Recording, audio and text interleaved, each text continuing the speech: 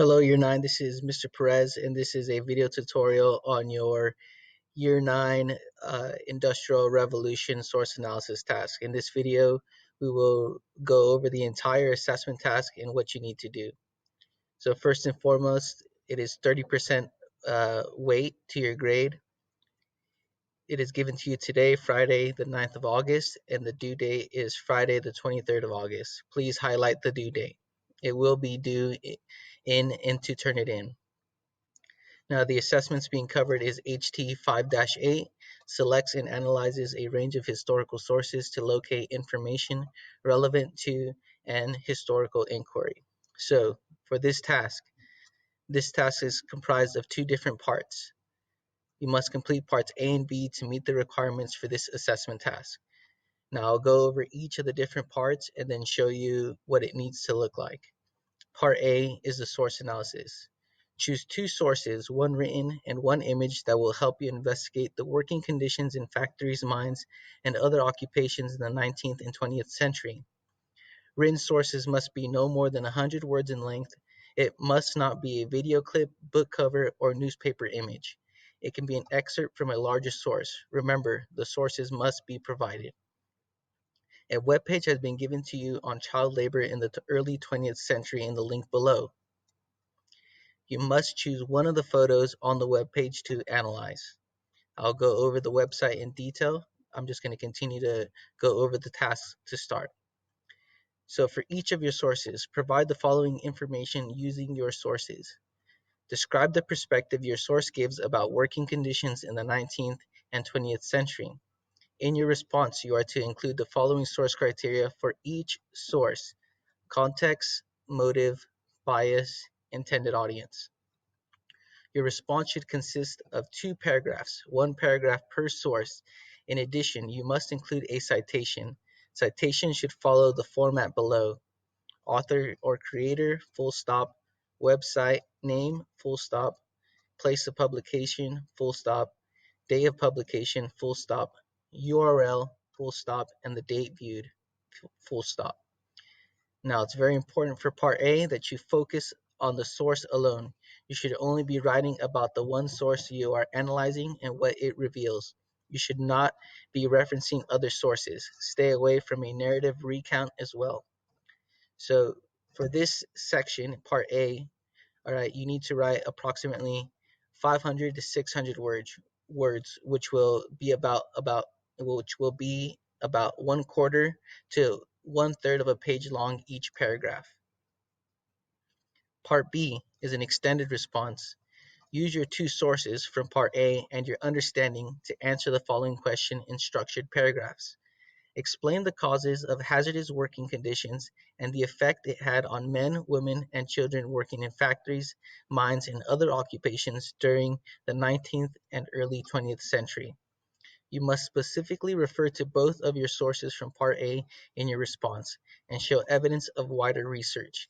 Be sure to explain why people are going through these types of conditions. The extended response should be approximately 600 to 800 words in total. This will equal about 3/4 to about 1 1/4 page long.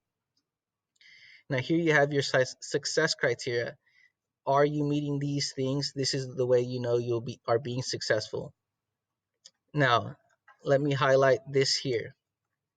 This is the policy for stage 5. If you do not submit your assessment task on time, all right, on the due date, you must submit either a doctor's certificate or parent or carer's explanation to your deputy principal. The task should be completed and submitted via Turnitin as soon as practicable and upon your return to school.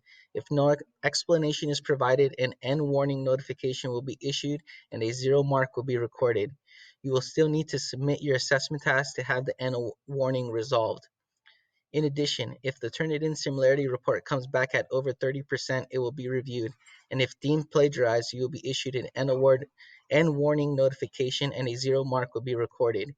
You will have to resubmit your assessment task via Turnitin and have a similarity report under 30% to have the end warning resolved. Now, when you are turning it in, please follow the submission instructions. You must include a bibliography at the end of your document with all the resources you have used. Be sure both parts that are typed into one single Word document. Ensure your name and your teacher's name is on the document you submit. It gets very annoying having to write your guys' names over and over again. Please write your name. Submit via Turnitin by 8:30 a.m. on the due date. This is a reminder, if you are using an Apple computer and you use Pages, you need to upload a PDF file because the Turnitin does not read the Pages program. Also, please do not include this cover sheet in the Turnitin document as your similarity report will go up. Now, let's go over the assessment task in detail. So part A, the source analysis. Again, you must include all of these source criteria in your paragraph. This is what it should look like. So here we have your first source, which should be either a written source or a picture. Remember, you need one written source and one picture. Okay, so you would attach your picture into your document. Underneath it, you would write the citation. And then underneath your citation, you would write your paragraph for this particular source. What's going to be in your paragraph? You are analyzing the source, looking for context, motive, bias, and intended audience. So this is your first source, citation, and then your paragraph, your paragraph on your analysis, and then you would have source 2, you would have your written source here. Remember, it can only be up to 100 words, an excerpt from a larger source. You have your citation, and underneath your citation, you would write your paragraph on the source analysis. Again, approximately about 300 words. So this is what your format should look like. Source, citation, paragraph, source, citation, paragraph. Now, and then your extended response is on a separate page, and you would write your extended response. Again, your extended response should be approximately 3/4 to 1 1/4 page, and your question for your extended response is here. Be sure that you're not explaining your extended response in your analysis. Your analysis should be only about the source. Now, the next thing I want to guide you guys on is the website where you need to take your picture from. So you would click on the link or type the link in, and it will bring you to this page here. And it tells us an overview of the photographer's photos that we are using. I recommend reading this short essay here. It will give you a lot of good information regarding the photos. The photos are listed below the documents. So here we have 1, 2, 3, 4, 5, 6, 7, 8, 9, 10, 11, 12, 13, 14, 15, 16, 16 photos that you can choose from. You only need to choose one of these photos and then provide the source analysis for those photos. Again, you can click to enlarge and it'll show you the photo, and you can simply just copy and paste it into your document. If you have any questions or concerns, please ask your teacher or please come find me in Staff Room West. Last but not least, I want to talk about the Year 9 marking criteria. Now, if you look, the marking criteria is broken up into Part A and Part B. The relevant question that for each part is listed right next to the part. Now, looking at Part A, there are two main components to this part: the criteria of historical sources and identifying perspective. Now, we should all be aiming for the outstanding performance band. So by having the outstanding performance band, all right, we need to make sure that we provide our two sources, one picture and one written source, and we need to identify all criteria of both sources. What is the criteria? Origin, content, context, and purpose. Now you need to identify all these for both of your sources. Use this as a checklist. When you think you are done writing your assessment task, use the marking criteria and put check marks to make sure that you've identified all of the historical source criteria. For perspective, it's the same thing. We are identifying motive and bias.